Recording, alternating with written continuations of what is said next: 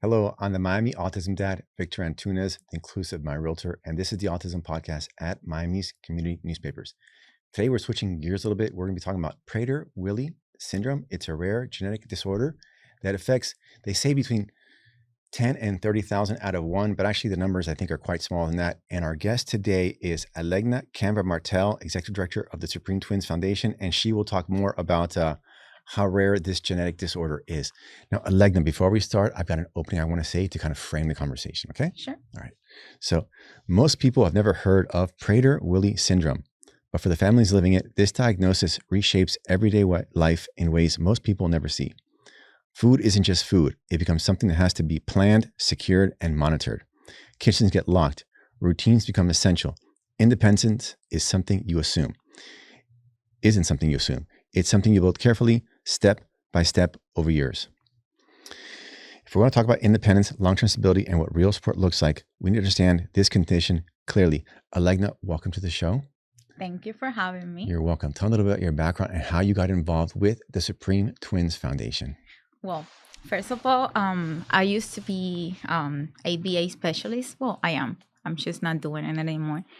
And I got involved with the twins' daughter, Natalie and Nicole Valdez. I didn't know what Prader-Willi syndrome was. But imagine yourself feeling hungry all the time. That's the easiest way to put it. And you know, the slogan for Prader-Willi syndrome is hunger for a cure. It doesn't have a cure. We just have therapies and community programs. And, you know, like you said, it's a different level of household, you know. Mm. The kitchens have to be locked up. So I got involved in everything. And I had a psychology class. It was a Cuban professor. So I fell in love with psychology as well. So it all got me there. You know, it got me to get involved with the nonprofit, to help the community, to let them know that there's a lot of people that want to help and that we're here for them, that they're not alone. But in addition to the hunger pains, there's also developmental delays, mental and physical. Tell me about that as well. Yes. Usually 95% of kids with Prader-Willi syndrome, they're overweight, way overweight. They cannot control the hunger. Mm-hmm. That connection that we have between the brain and our stomach, that doesn't exist there. So they will eat. They could eat until they're dead. You know, mm-hmm. It's hard for me to say. That's happened before. John Candy, a famous comedian. But it's happened before, you know, and that could happen to some of them. And one of the twins, both of the twins, they used to be overweight, so overweight, and most of the kids are. And their feet, they're little because they're short, and then they weigh a lot. And it's hard. It's really hard. And some of them also have co-occurring autism. Some of them have co-occurring autism. Like what's the percentage, just to put it in perspective? I would say most of them. Really? Yes. And they also have behavior problems. Hunger pains, you're going to be cranky all the time. Exactly. Right. I mean, when I'm hungry, I get cranky. Yeah, you know? We all do. Call hangry, right? Yes. Yeah. And most of them have behavior problems. That's why they seek the help for the therapies, for programs like art and music and ABA and early intervention. And it's a whole community, you know, that gets together to help them. Now, I'm curious because this makes me think that in the autism community, there's a lot of obesity. Now, is that obesity because these kids might have undiagnosed Prader-Willi syndrome? No. Or because they just have poor eating habits? No, it's because they have poor eating habits. How would we know that? The Prader-Willi syndrome, it's on chromosome 15. Oh, so they can yes. pinpoint it. Yes, okay. They can pinpoint it. And it usually it's from the father's side. So they don't have that connection between the chromosome 15. So they get diagnosed soon as they get birth. Oh, really? Yes. Oh, that's interesting. Now, back to the obesity, because that's a really big problem in all disability communities. Like kids with autism, a lot, not 100%, because there's some really skinny autistic kids. Yes. But there's quite a few that are obese, more than the normal, I think. Kids with Down syndrome, a lot of obesity there. And what's interesting, Down syndrome, for example, is that I saw this video on YouTube or Facebook. This young man with Down syndrome, really big. And they get him with a personal trainer, and he comes out like he's like Arnold Schwarzenegger, like skinny and they're all happy and just in great shape. So it's not like one means this and there's nothing you can do about it. So, with the constant, like the hunger, so I go That's back. nothing you can do about it there. There's Like I nothing to do said, about that. it's like the Sloan for the Prader-Willi syndrome community. We're hungry for a cure. There's no cure. So when the parents come to you, how old are the kids usually? Usually, we start from 2 years old until 21 for some of the therapies. Because after 21, we also offer community inclusions, community programs, art and music programs as well. So 2 is pretty obvious, So because before that, there's not much you can do. It's the early intervention. Yeah, and there's not much you can do with them anyways before that age. So what does intervention look like at 2 years old? It's always the communication between the families, the parents, to let them know there's a whole community out there, because most of the parents, they don't know. They're gonna be, oh, I have a kid diagnosed with autism or with Prader-Willi syndrome. I don't know what to do. That's where we come in.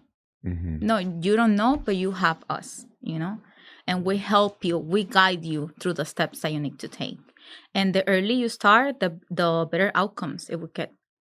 Now, with autism, I can verify there's a very big autism community in Miami County, and not just for the kids, also for the parents. Support groups. Like I go to one called Just for Dads. There's one called Just for Moms. There's Just for Kids. Like there's a big community for autism. There's also a big community for Down syndrome. Yes, there is. But with Prader-Willi specifically, it's got to be pretty small. It is pretty small. And it's just you guys, I think. It's just us, Guy, and as we've seen it, we see a kid with some behaviors, and we assume it's autism. And there's a lot of developmental delays. There's a lot of ADHD. There's a lot of diagnoses that we don't know, that the community don't know, and they assume it's just autism. Now, with you're saying that they can know at birth. For the Prader-Willi syndrome, yes. But if it's so rare, are they testing for this? Like, is that part of a sequence of exams? There's a test now. But is everybody tested, or you have to ask for it? How does that work? You have to ask. How would you know if they're just born? You wouldn't know to ask. You wouldn't know. I mean, us, we lived it and we know, but no, you wouldn't. Like, let's take the twins. At what age were they diagnosed? Soon as they got birth. But how did the parents? I don't understand how the parents knew. No, the doctor. It was the doctor in this case. And he knew something was wrong. Why? So he did the test because they were premature. Okay, well, the preemies. Girls, okay. Yes, they were preemies, and they were so small, so they were like this. Okay, well, okay, that's pretty obvious. And it's pretty obvious. So he assumed there was something wrong, and then they ran the test, and they told the mom that their kids, both their kids, they have Prader-Willi syndrome. That must have been really scary. It was. What year was that? It was 2002. They were born in 2002. And it probably wasn't very common. I mean, it's not common right now, but at least we're knowing more and more stuff nowadays. And that's the story behind the Supreme Twins Foundation. They had so much to tell, to the community. Mm-hmm. They were alone. And there was a lot of obstacles. It was the dad working only, and the mom will stay at home with the girls with oxygen tanks. And I mean, it's really sad. It was really sad. But they overcome it. They started 10 years ago doing before because the nonprofit is going to be almost 2 years, so that's practically new. But they had years? 2 years. Okay, that's pretty, yeah. But they have been doing the work for more than 10 years. What work?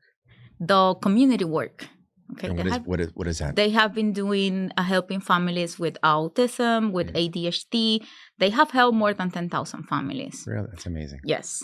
Through the ABA, through the art and music program, and just the knowledge that they have. I mean, as parents, you wouldn't get any more than that. Mm-hmm. So they became like sponsors to every family that felt the need for someone to help them. Because it's sad, but I know right now there's a lot of communication about autism, ADHD, and the programs, but there's a lot more that we need to know about it. There is. And we're never going to arrive, but Miami-Dade County, and I can speak for here because I'm very involved, that we are like on the cutting edge. There's a lot of services in A Dade lot of County. So we're blessed in that sense. I know Yes. I have met parents that have moved here from places that have nothing. They're like, there was nothing. We have a parent, she moved from Tampa, Isabella's parents, because they didn't have the resources that they would get here, especially in Miami. Yeah. You know, so we have a lot of resources, but we also have a lot of parents that they don't know what those resources are. And I meet people like, I met an autism abuela.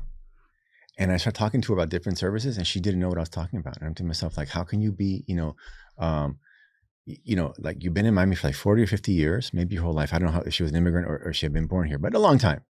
And I'm talking to her about stuff, and she didn't know. And the thing is that all these services, they might as well not even exist if you don't know. If you don't know. Because if you don't know, okay. And that's what I say. I think the most important thing is get the information out there. Where do I need to go? Okay, so you go to the Superintendent's Foundation just for information. You know what I mean? And we're proudly served more than 10,000 families. And I would say we work with the DCF as well, with foster kids. We served a lot. Do you know Kimberly Lopez? Kimberly? Yeah. I've emailed with her. I just had her on the podcast. From Citrus. Yes? Yes. We work, especially in Broward County. Okay. Because we do not only serve Miami-Dade County. But why do you work with foster? What's the crossover? Here's the thing. I got a foster mom. I don't know why. She called us. And she was looking for ABA therapy. And she said that some other mom has spoken well about us. So she wanted to try. And the therapist did such a good job that she recommended us to the DCF to work directly with the DCF. That's amazing. And we started from there. Great. From there. I met a guy who's going to come on the podcast soon. And we're talking one day. He's like, yeah, I have 11 kids. I'm like, Bill, 11 kids? I mean, like, you can use protection, okay? That's a lot of kids. That's a lot. He's like, no. They were all adopted. So like they were all foster kids who I adopted, and some have grown out of the house already. And they had all been autistic kids. And they were either level 2 or level 3, which, level 2 and level 3 is profound. It's profound. That's a really tough kid to adopt. It's tough. It's really tough. Even 2, like my daughter, it's no picnic. No. And this guy had done 11. I was like, dude, you have to come on the podcast just to talk about that. Because that's just like, one, it's got to be a record. It has to be. 2, like, man, like the good person card. You're going to get this year's award. You're the good person award. You're getting it, okay? Definitely. So I'm always, and I've met other people over the years that have fostered or adopted profoundly autistic kids, which, when you see it on TV, like, oh, whatever. But when you see it in real life, you're like, wow, you're a champion. I remember those 2 first girls because they were sisters. They didn't have autism. They had PTSD and ADHD. And why would they have PTSD if they're little kids? Because her mom was a drug addict. Okay. And her stepfather was an alcoholic. There was just a lot of abuse in the house. There was just abuse in the house.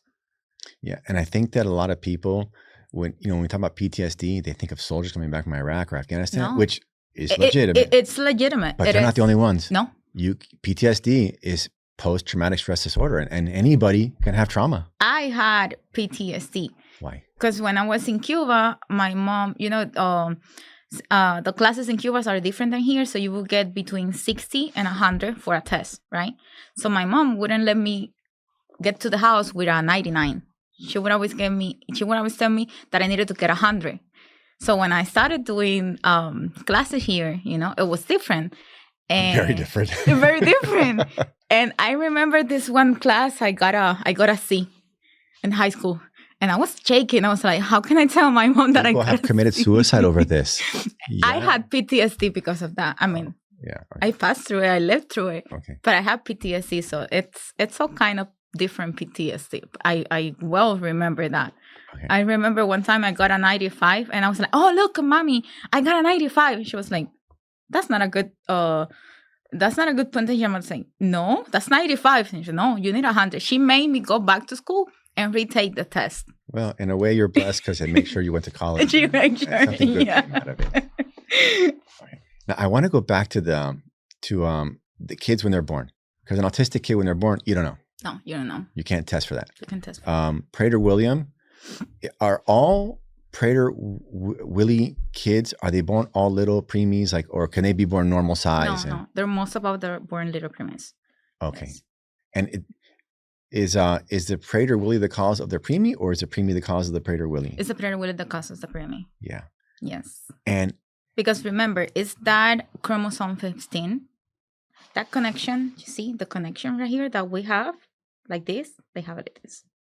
You know, so that doesn't exist there for them. Okay. And then I guess the father, if he had known, but he could have tested himself, right, before to know? That we don't know yet.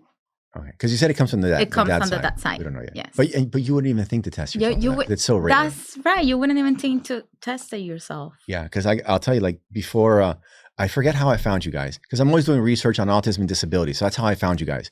Before I found you, I didn't know that Prader-Willi was a thing. No. And then like the constant hunger pains, I didn't know that either. And there's a lot of people that most people don't know. Most people, people don't know until you have an autistic child. You don't know about the things that you know of it. Mm-hmm. But you don't know what it really feels like. Whereas Prader-Willi, like these girls, they could walk by me. I say, well, they're a little bit heavy, but I don't know they've got a condition. And now they look to be like the preemie thing. They outgrew it because I've seen their photos. They're healthy girls. They look good. They're pretty. Yeah. Okay. And they're so funny. You should have one of the girls at the podcast. That would be awesome. If I had a thought about it, I would have told you to bring one of the girls. But we could do a follow-up. Maybe next time, yeah. We could do a follow-up. But I always like having people on the show that like I've had autistic people on the show, people with spina bifida. So yeah, maybe we do a It's good to hear from them. Yeah. So like you're involved with this program at Miami-Dade College called Access. Access Department. Okay, so that is it's a scholarship? No. It's the Access Department. We didn't know about it either. I didn't know about it either until I started my research. Before one of the twins wanted to go to college.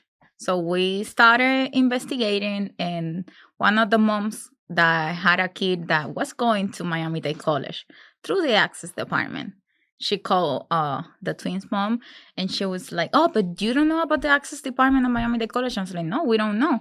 So we started investigating. I went to the Access Department, and that was one of the best things that happened for Natalie's education. One of the things, education.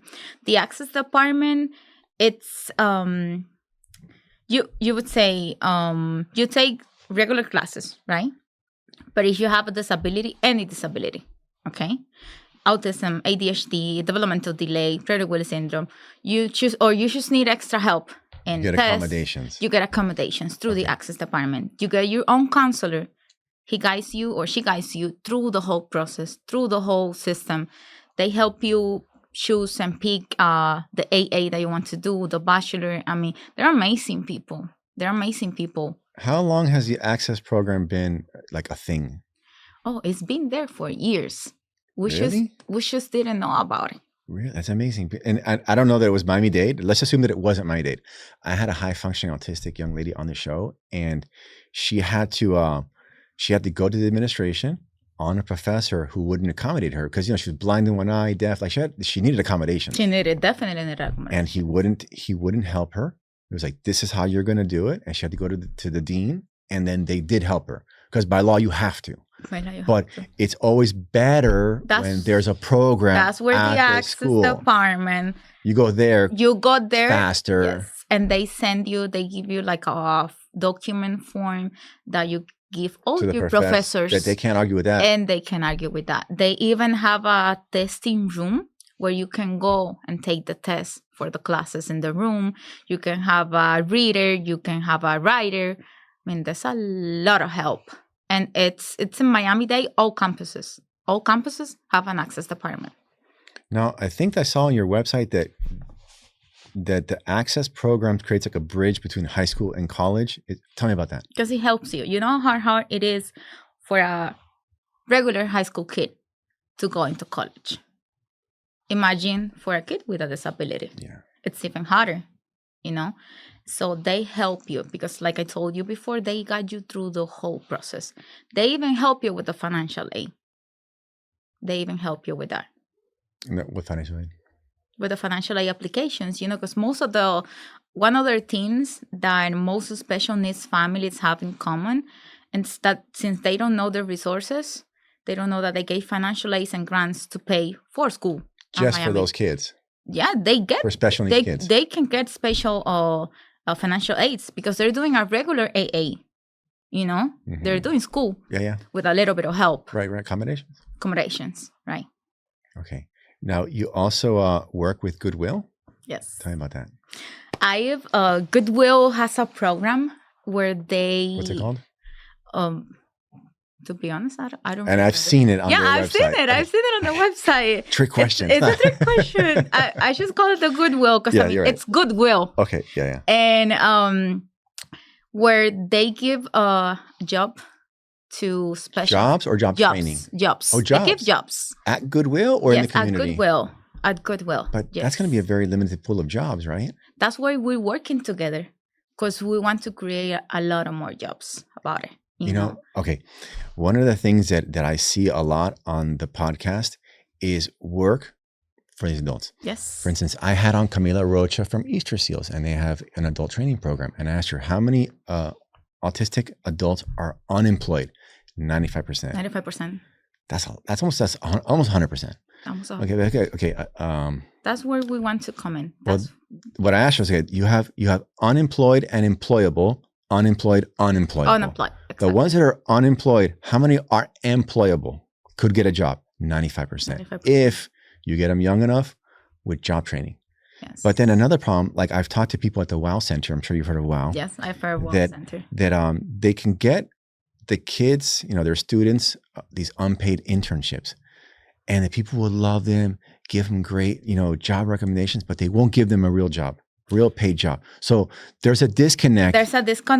Yes. So like a big problem that we have here is I think that we need more training. But I think that even let's say we had 100% training, the jobs wouldn't be available. No. We'd have a bunch of kids in a training center sending resumes. I call them kids, but young adults that just not going to get a job. They're just not going to get a job. It's like, what do we do? Like, what do you like? That's what we're trying to build. Community with inclusion for all because we've known some that definitely they cannot work, but we've known some others that can work, that they can work something, yes. And that's why we are trying to build and to get all the people that want to help to create that community where your child, let's say your daughter, right, when she turns 21 or where she finishes high school, maybe she goes to college, but after that, what is she gonna do? I met a young man. He had a bachelor's from FIU in visual arts, all A's, magna cum laude, like everything. But he was just like not very social. So he came across as very dry. He didn't interview well, and in his interviews, he won't tell you, "Hey, I'm autistic," and he just couldn't get a job. So like, that's a problem. There's a problem right there. There's a problem, and I think that's the main problem. Because, you get a lot of help until they turn 21, even after they turn 21, But what happens after they finish school? Mm-hmm. What are you going to do? What's your daughter going to do? Leave it at the house? That's going to be a regression, 100% of everything she learned, living it at the house. You want her fulfilled. Exactly. Everybody wants to be out of the house doing something. Exactly. She wants to feel that she's good at something. Doesn't matter how little it is. Right, yeah, exactly. Doesn't matter. It doesn't matter. Something. It could be something. I had a conversation yesterday with a lady, and she was very well-intentioned. We started talking about Publix. Yeah, but they only give them jobs bagging groceries. And I said, listen, for some kids with profoundly autistic kids, bagging groceries is a stretch. Yes. It's a stretch. Because you see Sheldon on that show that he's a genius and, he's smarter than you and me. He can do definitely things that we can't do. Like you wouldn't put him bagging groceries. But for level 2 or level 3 profoundly autistic kids, bagging groceries is a stretch. Yes. And maybe one day they graduate to stocking shelves. I don't know. Yes. But I don't think that we should be poo-pooing these jobs. No. It's just bagging groceries. Yeah, but for some people, that's a really good job. And they feel that they're good at it. They're doing something. And they're happy. Yeah, because I go to Publix and I wear my hat and they'll interact with me. and they're so happy with their job. And I tell them, you're doing a great job. I love what you're Because he doing. feels seen And appreciated. and appreciated. Yes. And we want to feel appreciated. Of course. Why Yeah. wouldn't they? Yeah, like in a job you have, just your boss saying, hey, good job Good today. job. That's better than a raise. And literally. Yeah, And literally. that's a reinforcement right there for them. It's like it's like you're gonna tell your daughter, what does your daughter like? For example, she likes Music. cookies. She likes music. So you tell your daughter, okay, so let's do homework that she doesn't like. But if you tell her, if you do this homework, then we're gonna play music after, she's gonna do it. Yeah. Because she wants to play music. Yeah. So that's a reinforcement right there. Yeah. So that appreciation that they get from the public, that's what they get from packing groceries. Mm-hmm. She's taking swim lessons now, and she didn't want to go, and now you like she wants to go. You can't stop her. Okay, so you guys are also involved with this Miami Supreme Home Services. Yes. Tell me about that. That's the ABA Art and Music Agency Okay. that's been working with special needs families for more than 10 years now. It's ABA Art and Music Services. I would say They reinforce each other. yes. Okay. It's a whole program where all the therapists, they come together to give the best tools to the families and the children receiving the services. ABA and music and art can start as soon as 2 years old. The early intervention, because the earlier, the better outcomes that child would get.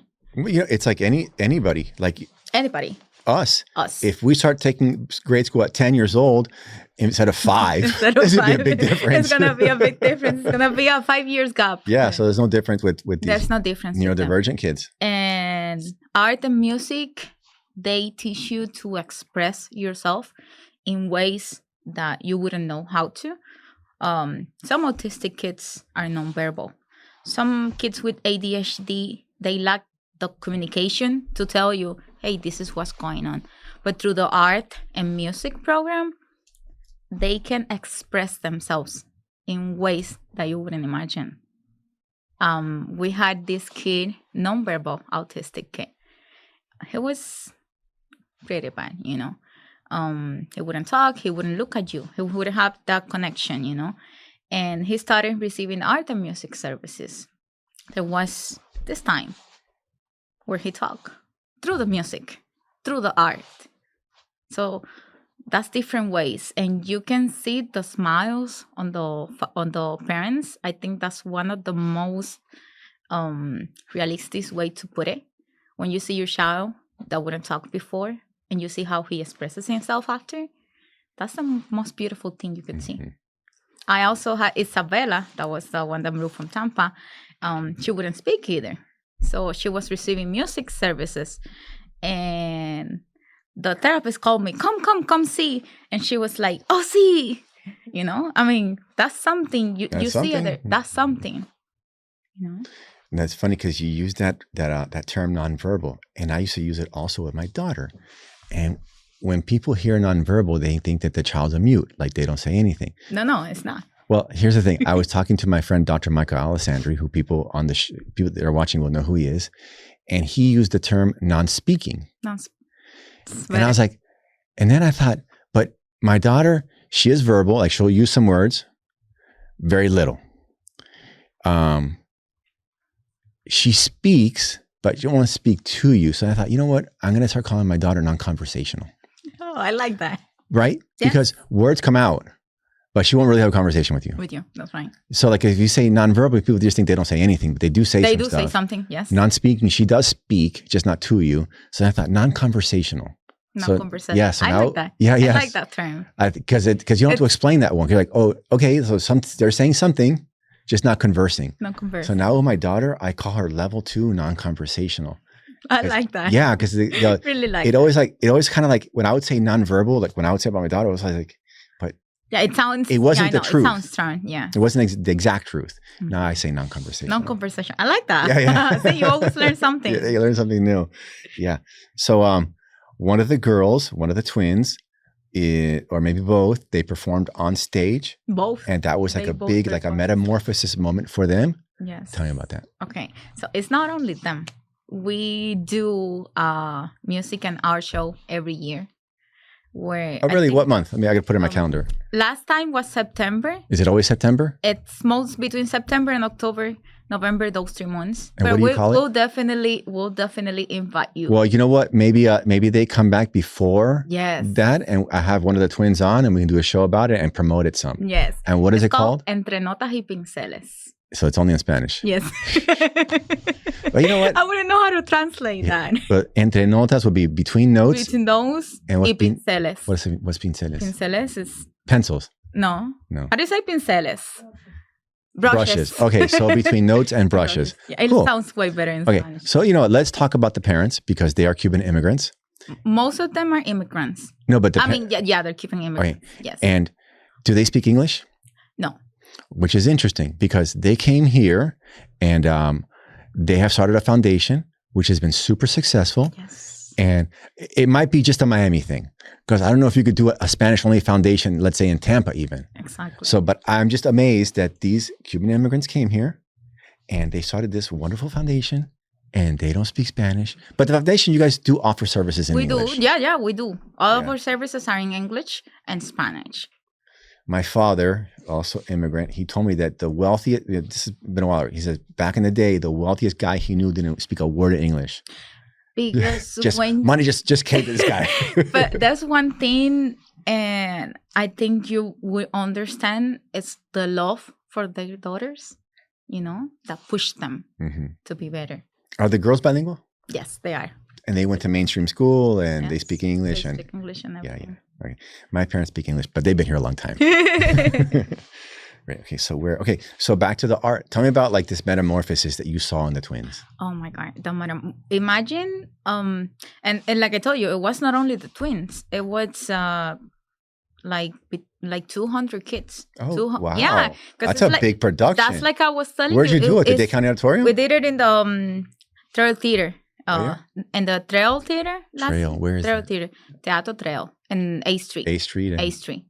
Yes. Tamami Trail. Okay, yes. So yes, you have to definitely go. Yeah. Imagine more than 200 families all together. It's a big theater. I don't know what theater this is. I think it's a Day County Auditorium. It's a big theater. Okay. Imagine seeing your kid performing on stage in front of 1,000 people. Yeah, my daughter. I can see it. Yeah. You can see I'd it. be very happy. She'd be happy. I mean, I cried that day. I cried. I'm sure there's a lot of crying going on. A lot of crying going on. So that moment, you see the parents' faces and you see how proud they are. So it's not just the kids. It's not just the kids. This is the whole family affair. It's the whole family. That's awesome. It's the whole family. And the kids, they get that big applause, and they feel that they're good at something. Now, where do you do the music and art lessons? Well, it depends. We can do it at the community, at the center. But do you have your own center? We have our own center. Oh, where is it? It's in Doral. Oh, okay. You should go visit. Yeah, I will. I know you will. Yeah, for sure. That sounds awesome. So you're doing the music and the art therapy there. I met a young lady, Andrea, from I think it was called Harmony and Hugs or a different Mind and Melody. They work mostly with older people with dementia, but they've also had very good results with kids on the spectrum. Art and music, it's good for everybody. Yeah. Now, let me ask you, Doral, you're very centrally located. Yes. Yeah, you're in the middle of the county. So I guess you're pulling people from all over the county. All over the county. And is it paid? Is it free? How does that work? Well, right now, since that program was cut from the government. The music. For the music and art. The art and music, yeah. So we have been doing it through the nonprofit. Before, we could have helped 1,000 families. Right now, that number was reduced to 10, 15, 20 families. So if you want to help us, you're more than welcome to, because we're trying to get the word out of how good those therapies are. And we want more people to know about it, about what we do, and that we're here to help. Now, the money that you were receiving, was it county money, state money, federal money? No, through the nonprofit, no. It was donations. No, from the government. You said you were getting money from the government before. But that's a completely different, it's not the Superintendent's Foundation. It's through Miami Supreme Home Services. Yeah. Okay, so you mentioned that before. Yeah, but through the Miami Supreme Home Services. But that's you guys. Yeah, that's us guys too. But was We that? created the Supreme Twins. Like I told you, it's new. It's 2 years to help more families in the community. To those that the government wouldn't help or that they wouldn't know, they will go to the nonprofit.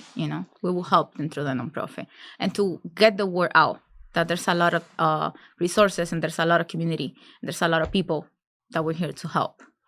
So like, how are you guys raising funds now? Like once a year, that's not enough. You guys. I know that's not enough. Because like September, October, that's a world away. That's a world away. We have, you can go through our website. It's www.supremetwins.org. And there's a donation page. The thing is, like, how do you get the word out? That's the thing. That's what we need to get the word out. Yeah. That's what we need to get the word out. That we're here to help. And we've been doing it. But imagine if we could have more people like us helping the community. That would be amazing. Maybe we got to brainstorm some ideas together. And that would be and I have some ideas, very low cost amazing. ideas, and maybe we can that would be amazing. Help you guys out. Yeah. Okay. So the art, and so it's 200 kids. That's a lot of kids. And I think I told you like a lower number. Really? Yes. And this year, do you think it'll be just as big because you've had some major cuts? We want to do it just as big. We want to do it just as big. We're hoping. We have faith. Okay. Now let's move on to adulthood, because I'm sure that the parents of the twins have a lot of the fears that the parents of profoundly autistic kids have. Is it, what happens to my kids when they're gone? Now, the girls, they seem to be pretty high functioning. They're high functioning. But do you have 100% confidence that once the parents are gone, that they could take care of themselves? Or would they be in a group home? Like what are you guys planning for them? Okay. So that's a question that she cries when you ask her. But you have to ask the question. But she knows. And she cries because she knows, That's... You're talking about mom, right? Yes. Yes. But you have to ask it. But you have to ask her. So I'm curious because, like they wouldn't, they're high function, but I don't think they would function alone. They would need someone, Okay. So then talking about money, because like, I talk very openly about my own daughter. So no matter where your children are, you should talk about it because it's going to help somebody else. It's going to help somebody. So how old are the girls? How old are the girls? They're 23. Okay, so they're still young, and the parents. They're still I young. saw the photo of the parents. They look like they're in their 50s. So yes. they got they still got some road ahead of them. Yes, they got some road ahead of them. Have they set up? Okay, right now, do they have guardianship? How are they doing that? They have guardianship, and that's one. But the most restrictive or least restrictive? Because there's different levels. It's like kind of in the middle. Okay. There's some things that are restrictive, some things that are not. But that's one thing I would encourage every parent to do that has a kid with special needs. Oh, at 17. At 17, yes. Yeah. At 17. Yeah. The guardianship. And then I've had different attorneys on the show, and they all advocate for least restrictive. I would say, depending on the medical necessity. Of course, but even though they just always err on the side of least restrictive, because you can always make it more restrictive. You can always make it more restrictive. Yeah. Yes, that's right. Now, talking about the financial side, do you know if they have set up a special needs trust? I wouldn't know. But I know they're thinking about it. I don't know if they have done it yet. They should. Because they're thinking about it. Because it happens all the time. It happens all the time. The parents in an accident. It happens all and then all of a sudden they're gone. And then like, I'll tell you right now, as a real estate agent, what I see is a lot of these homes end up in probate because one of the parents passes or both pass. Then that's one of the hardest questions. And then what you don't want is, I think that the courts work with good faith, but they're not the families. No, they're not. They're not the families. So, and a lot of times, it might be an overworked caseworker who just wants to get your number off their desk. Let me tell you, the case of the foster girls that I told you before, we lost it to the court. What did you lose? Let's talk about this. Because the court. What was the loss? The court said that they were better taken care of in their mom's and stepfather house. And that mom, she was a drug addict. And the stepfather was an alcoholic. And the court knew this? And the court knew this. And still said that. I remember the first time of that case that I started crying. I went home, I sat on the patio, and I started crying. Because I couldn't believe. But sometimes the system doesn't work in favor. Yeah. So look, let me tell you, like 23, the parents probably in their 50s, I'm guessing. Yes. They're probably thinking, oh, we have a long time to think about this. But freak accidents happen Yes, it happens all all of the time. It happens all the time. And so like, I would say that like guardianship can only be when you're 18. Yes, 18. Guardianship is 18. But a special needs trust, you can set one up when the kid's born. And I saw a picture of the parents. They look like they're doing very well for themselves. Like there is something there. Yes. That needs protection. There's a legacy. And there's a house, probably some investments, and that has to be protected. That has to be protected. Because you can get people put in charge of your kids who don't have their best interests in mind. And most of them don't. You know, I'm not going to judge. We live in a world. We live in a world where you can see everything. You see one of everything. You see the good, the bad, the ugly. The good, the bad, and the ugly. So I would tell like those parents like 23, like that's really something you could have taken care of 10 years ago. And even then been like, you know, like we waited too long. And I'm not judging them. I'm just saying that like the parents that are watching this, that guardianship, you start the process at 17 and a half. 17 and a half, yes. And then if you're going to do it, depending on the kid's needs, and then the special needs trust, you can set that up right now, no matter where the kids are. And it's the best thing because something can happen to you. You know, and maybe one of the parents, something happens to them, the other parent, they might be distressed, not in a good place, and they're making bad decisions. You never know. You never know. So best to do things when you're not stressed out, you're in a good, happy place, and you can make good decisions. Yeah. And then I think also do the girls have siblings? It's just them two. She has a sibling, yes. Okay. And they're good, they're healthy. Good. They're healthy, yes. But these attorneys will tell you that the siblings are usually the worst person to put in charge because maybe they marry somebody with bad intentions. Maybe they move to another town. You never know. You never know. So, and then, you never know. And is the sibling younger? No, just older. Older. Okay. That's good. Just older. That's good. But anyways, but still, you know, that's something you have to think trust, about it. the guardianship. You have to think about it. Okay. So, going back to Prader-Willi syndrome itself, because so the hunger thing. The hunger thing, I know. What I'm curious about that is that, let's say the parents today, they're gone. These girls, they could then be in a situation where they could eat themselves to death. Yeah. So how do you mitigate that risk with the girls? Well, it's hard to do when parents are gone. Because now they're adults and do whatever they feel like doing, right? Right. Because it's a free country. If I feel like eating a whole pot of ice cream, I will eat it. Imagine them. So it's hard and there's not a lot of community. Yeah. There's not a lot of community to help them. But hopefully it will, you know, they will be. And we're always here to help. You know, and this makes me think of Casa Familia. You know Casa Familia, right? Mm-hmm. Okay, so that's for, you know, people with different disabilities. But I wonder if you took these girls and you put them like in an assisted living facility, would they be set up for girls that would eat themselves like, you know, to oblivion if you don't like lock the kitchen? If you don't lock the kitchen, and you can lock the kitchen because you live in a community with other kids. With other kids. Or they can go to the corner and eat something at the corner. At the corner. Yeah. So how does, like, I'm sure you've seen, because these girls live with their parents still, but I'm sure because of your work in the foundation, you've seen kids who are on their own. Yes. Adults, right? They're adults on foster homes and group homes and facility living. And I've seen it. And you've probably seen the good, the bad, and the ugly. Yes. I seen this. I remember Donovan. He was 40-something years old. He was living at a group home. His dad had died. And he was doing things by himself because he didn't have anybody else. And the things he would ask for, we were like, no, we cannot. Like food? Like food, services, everything. You know, because they don't have that knowledge. The guardrails that we have. Yeah. So it's hard. And what are some of the things that I'm sure there were things that would hurt him, right?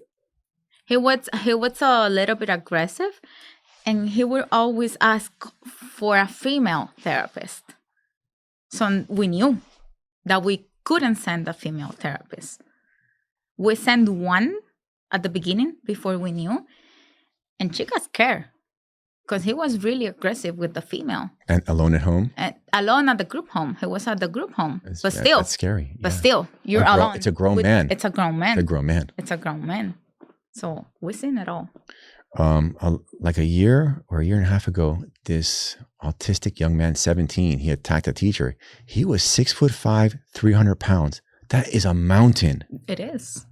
When the police arrested him, they were normal sized cops. They came to his shoulder. And 6'5"? Yeah. And they were talking to him, and you could tell that they were scared. They're like, you're going to be a good boy, right? You're going to do what we tell you to do. Like, they were scared. And I would be too. Yeah. You ever seen I've seen guys like at nightclubs, let's say, that they're at the front door. No, like, you have to look at the sky almost. So I can imagine this therapist going there by herself. Even a normal sized guy like me, it's going to be scary. So you see it all. So and you just have to learn it. You see it, and you have to learn. And there's always something new. There's always something new. Now, what are I'm sure because it's very rare. You're probably gonna have a lot of misconceptions even amongst doctors. Like, what are some of the misconceptions amongst doctors? Doctors, most of them, they don't know what Prader-Willi syndrome is. So we always have to go and let them know beforehand. Oh, look, this is what my daughter has, So they start looking it up. And the specialized doctor on Prader-Willi syndrome, it's Jennifer Miller. She's at UF. But we don't have... In Gainesville.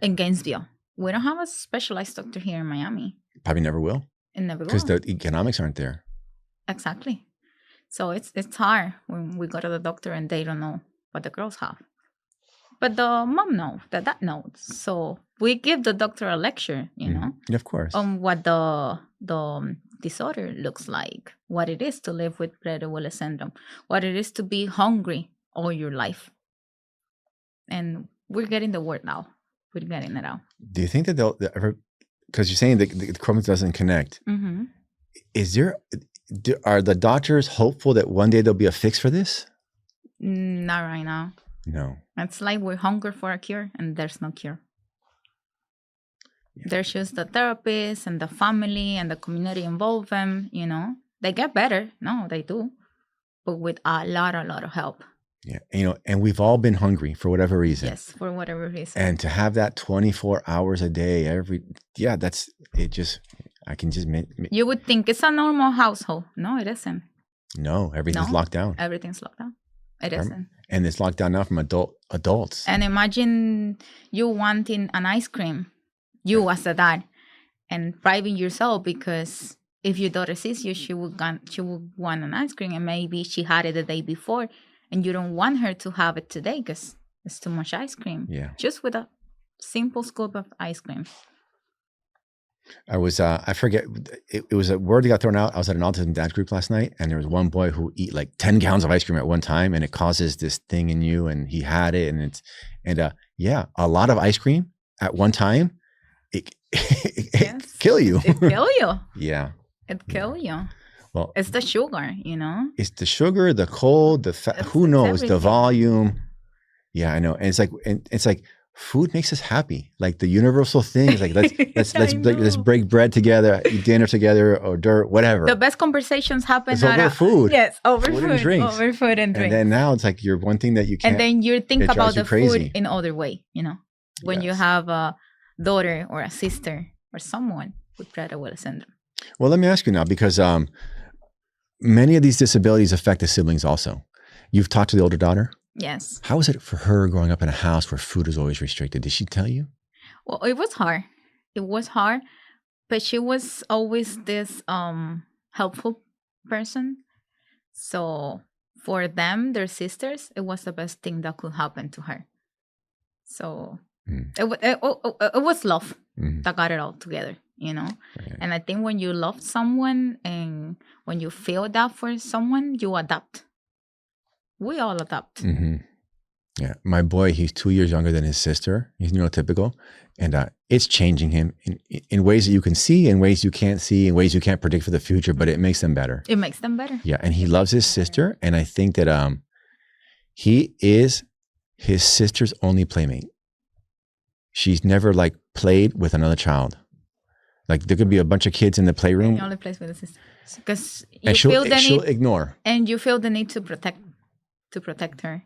Oh no, nobody bothers her. She's big for her age. Nobody bothers her. But I'm saying like as far as like play dates or playing, she's only like wrestle whatever with her little brother.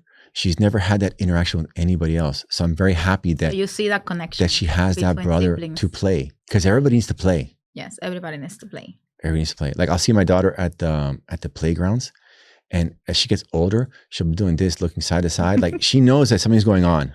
She just can't partake in it. It's just because it's hard for them. It's impossible for her. Socially, It's impossible for her. it's what I tell people. Oh, because my kid is not that socially. I'm like, no, you haven't seen. No, they are. They want it. They just don't know how to do it. It's exactly. Yes. They don't know how to do it. They don't know how to do it. So her little brother, because he'll grab her and throw her to the ground and wrestle and stuff. But she's he's the only playmate she's ever had, which makes me very happy. That's so beautiful. Yeah. So Alegna, I have one last question I want to ask you as we close this out. 10 years from now, what is one change you hope exists that doesn't exist today? That's a good question. Easy question, easy answer. We want to create a change where children, they have some place to work. That's where we're gonna get at. Because like I told you before, what happens when your daughter finishes school? Are you gonna leave her at the house? No, she has to feel good doing something. Mm-hmm. I don't think that people realize this, but they don't realize it. No. Well, here's what I was going with that. Is that right now, these this cohort of young people with autism, it's the biggest wave. The biggest, yes, it is. And we're not prepared for it. No, we're not. Because in 10 years max, it's like the baby boomers, like when they all retire, like different things happen because there's such a big number of people that it changes the society. So with these kids, these young people, that as they age out of the system, 21 or 22. What are they going to do? And we are not ready. And we are not ready. We're not ready to employ them. We're not ready to house them. No, we're not. And that's a big problem. And I have the conversation all the time. I don't think we can have it enough. No. Casa Familia, they're awesome. But the wait list is years because there's the need is way more. And it's just one place. And there's a housing crunch as it is. And then when you go a layer deeper to the disability community, it's even more of a housing crunch. Yes. And so, yes, employment. And we have to talk more, some fundraising stuff. Yes, also, definitely. Any employers that you're working with that are hiring disabled, neurodivergent kids, I'd like to talk to them because I want to champion them. I think we have to we talk about goodwill in Publix. But everybody knows about goodwill in Publix. And they don't need any more press because, they're already big and billion-dollar corporations, whatever. But the little mom and pops who are hiring 1 and 2 here and taking a big risk, yes, in their mind. Because it is. Yeah. Those are the people I would love to have on the show, have socials with, champion them with, because because Publix, it's only so many kids they can hire. Yes. But there's only so many kids. Right. But most businesses, let's say most businesses under 50 people, that's the majority of businesses out there. And if they would hire just one person with disability, the little businesses, that would be amazing. That would be amazing. That would be amazing. And let me tell you, when you love someone with a disability, that's the purest love you could have. Because when the girls, when they hug me, I know that's the most sincere hug I would ever get. That's beautiful. It is. Okay. Alegna, let's turn to the camera and we'll sign off. This has been the Autism Podcast with Alegna from the Supreme Twins Foundation at Miami's Community Newspapers. Thank you for joining us, and we'll see you again next time.